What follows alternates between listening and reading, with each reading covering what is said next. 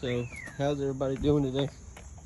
I'm remaking this video because this was going to be an update video on the suspension that I bought, the lowering kit, but there's another update on it. So originally I sent an email to KW Suspensions, which is who owns Beltec, and they own a bunch of different things, to ask them, you know,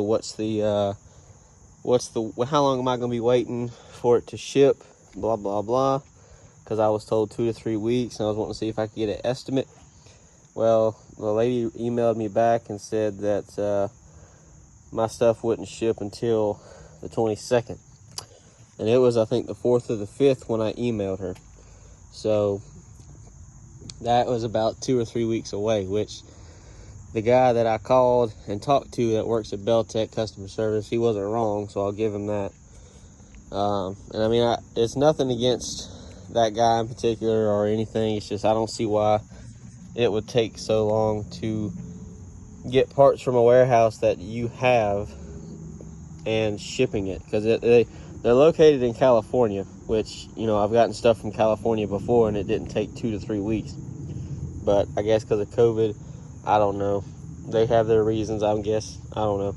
Anyway, so I was like, okay, well, you know, that's nice. I'll have to wait till about 22nd to get my stuff, and that's when it would ship.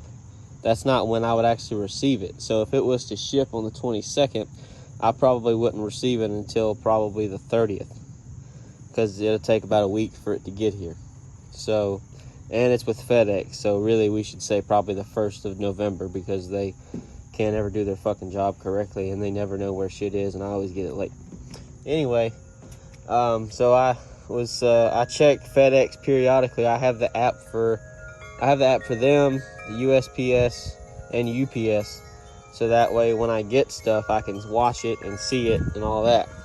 Well, I would frequently check the FedEx app to see if I've gotten anything that would be shipped to me, because once my name and address and all that gets put in their system for the product or whatever it is that they're shipping me,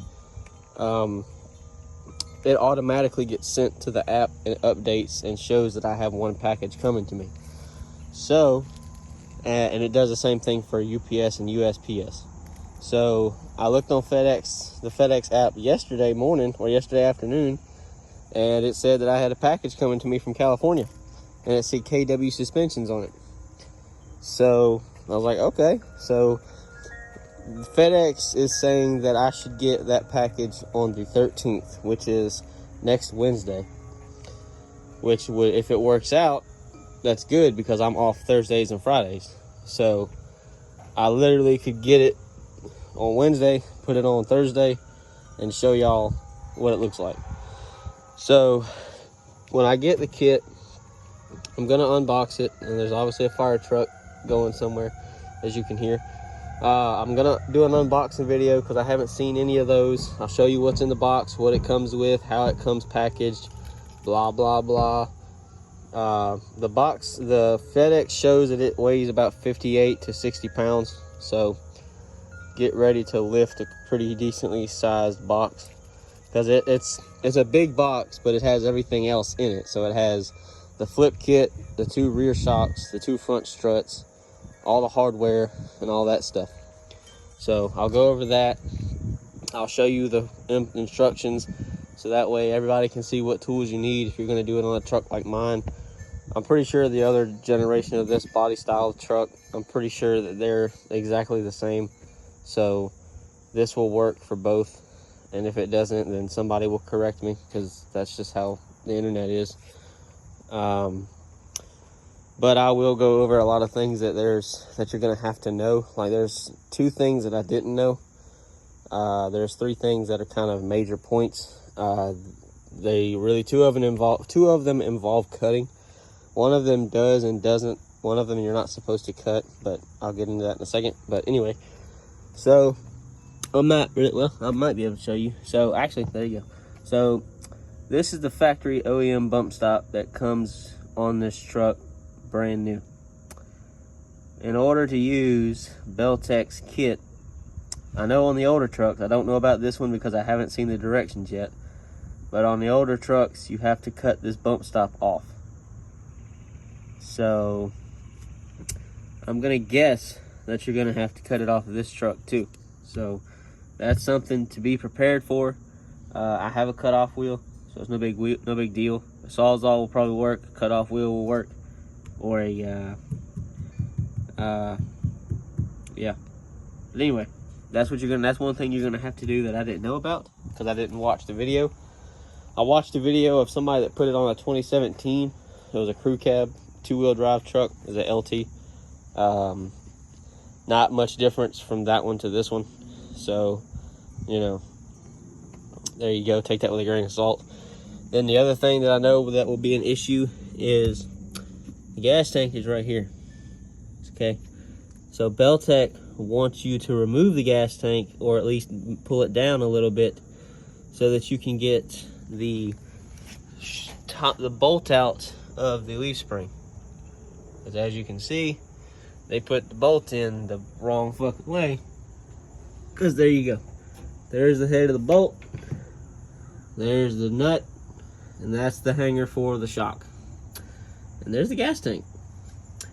So what I saw in the video I watched and what they said that they did is they pretty much unbolted they took the nut off and pushed the bolt through enough to where there was some threads, or there was the head of the bolt that you could see, and they just cut the head of the bolt off. And when they put the new bolt in, they just put it in where the head was right here and the nut goes back here. I mean, if I have to take the gas tank off, then so be it. I mean, it's literally that bolt there, and there's another bolt around here somewhere. That one right there. So, because I think the strap just hooks in over here somewhere. I'm not sure.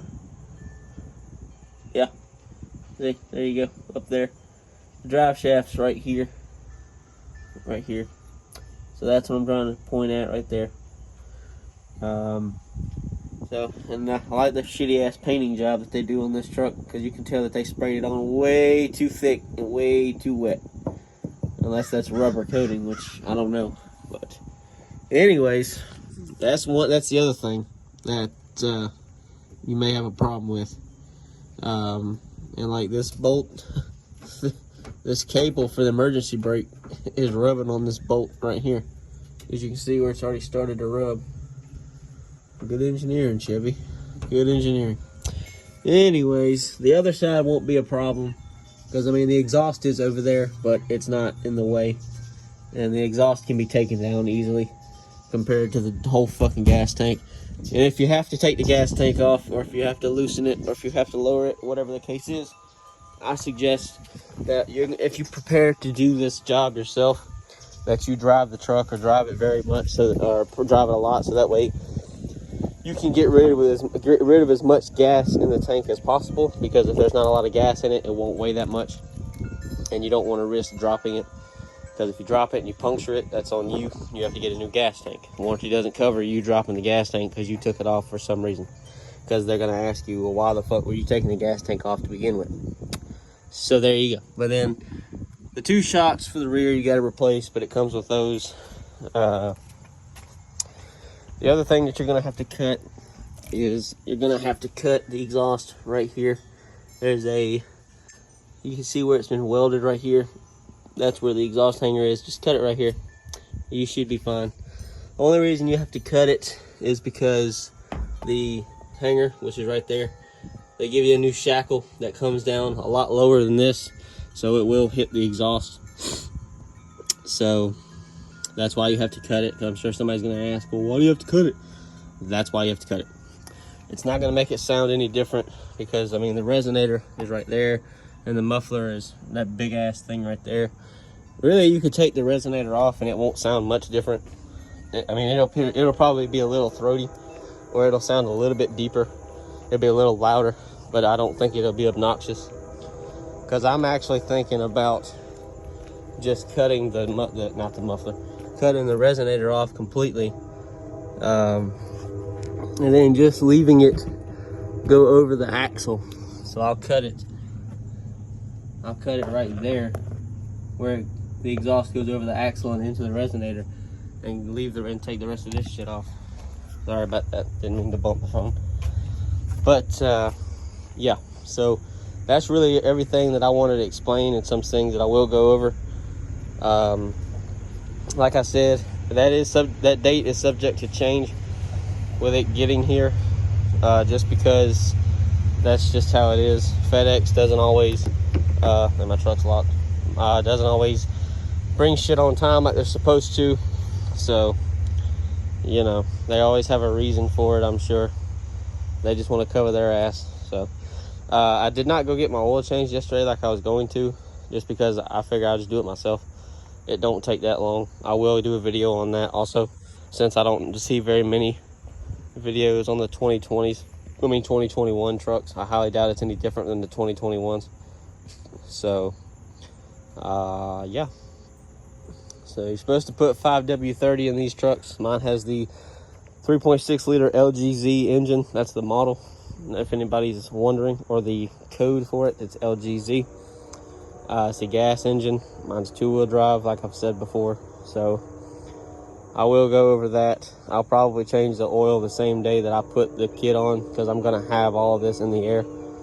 I could probably do it today, or I'll probably do it tomorrow, one of the two, just because it's best to do it now so that I don't have to worry about jacking the truck up or nothing like that. I don't have to use the ramps because the truck's got a leveling kit on it, and it's already pretty high off the ground. So a few things, when you lower these trucks, your truck's going to have that big ass air dam that sticks down about 4 feet, which that's not actually how long it is, but it's an exaggeration. It's pretty big. If you're going to want to leave that on you lower your truck, you're going to have to trim it or just take it off completely. Those are really only two options. Just like I said in another video, you're going to have to take the heat shield off where the spare tire goes, and or take the spare tire out. A lot of people that I've seen that have put those kits on these trucks, they say that they don't have any problems with the heat shield, but some people have said that they've had problems with the spare tire hitting the ground after they would go over a bump. And if you're going to try to attempt to put any kind of weight in the back of the truck when you lower it, that spare tire will not be able to clear the ground. So it'd be best just to take it off and leave it in the bed or whatever. Another thing that people have been doing is they would cut like a half a coil out of the OEM springs on the front struts, because I guess once you lower it all the way down to 3 inches, it still kind of sits up higher than the rear. I probably won't do that. I'll just leave it alone, just because the wheels that I want, I kind of want to make sure that they won't rub or won't hit anything, so I'll just leave it how it is. The rear I'm not worried about, and I apologize for the dumb wind chimes. My mom likes wind chimes. I can't stand them because they are annoying as shit. Anyways, but yeah, so I'll do a video on the oil change, which probably won't be but 10-15 minutes, because that's about how long it should take. And I will do a video when the box gets here. Hopefully it's not raining the day that it gets here. Yeah, like I said, I'll try to make it as easy and straightforward as possible. I'm not really going to show how to put it on, just because I don't have a mount for my phone, and I just don't want to have to be out here all fucking day, because I'm trying to record all kinds of stuff, blah blah blah, and stuff like that. So, but I will go over the tools you'll need, what you can do to make your life easier. For example, like, you know, taking the wheel liners out.